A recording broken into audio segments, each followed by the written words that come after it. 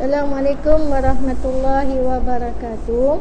Hari ni cikgu nak ngajar berkenaan dengan tajuk wasiat bagi pelajaran darjah 6 dalam tajuk wasiat.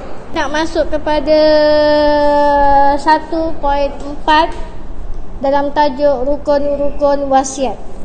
Rukun wasiat ada 4 perkara. Yang pertama dia kata musi. Musi itu membawa maksud. Musi itu dalam bahasa Arab, yang maksudnya dalam bahasa Melayu iaitu orang yang berwasiat.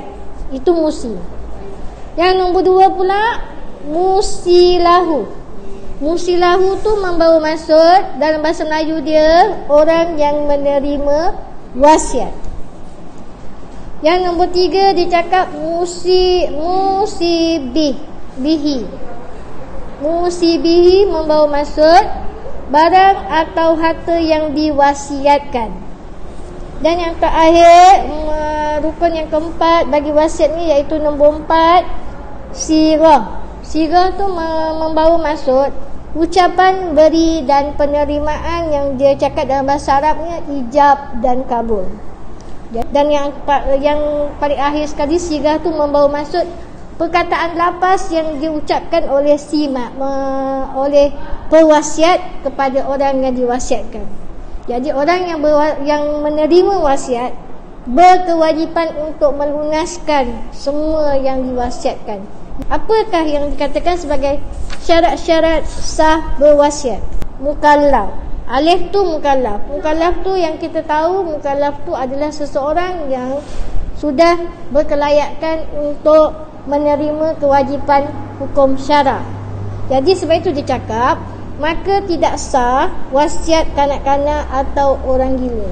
Maksudnya kita tak boleh berwasiat kepada kanak-kanak sebab dia masih belum tahu apa-apa. Dengan orang gila pun tak boleh, sebab kalau dengan orang gila apa benda dia boleh buat? Okay? Yang nombor 2, tu merdeka. Merdeka tu membawa maksud seseorang yang macam kita. Sebab kita bukan hamba, kita ni merdeka. Jadi sebab itu tidak sah berwasiat kepada seorang hamba. Tak sah. Lepas tu yang nombor 3, atas kemahuan sendiri dan tidak dipaksa. Bukan maksudnya kita ni waris-waris, berwasiatlah, tak boleh.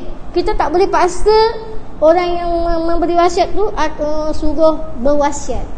Jadi itu pokok pangkal. Kalau misal kata di akhir hayatnya sebelum dia meninggal dunia, dia teringat dia ada hutang, dia ada apa, itu saya rasa besar kewajipan dia untuk berwasiat, nak mengingatkan kepada si waris bahawa dia ada hutang. Bila dia meninggal dunia, hutang tu perlu dijelaskan dan sebagainya. Bukan daripada kalangan orang yang dilarang menguruskan harta. Jadi orang yang berwasiat tu bukan orang yang tidak boleh tidak menguruskan harta. Jadi maksudnya dia memang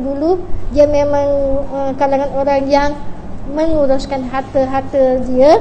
Syarat bagi orang yang menerima wasiat iaitu tadi apa kita kata yang nombor 2, musalahu. Musalahu.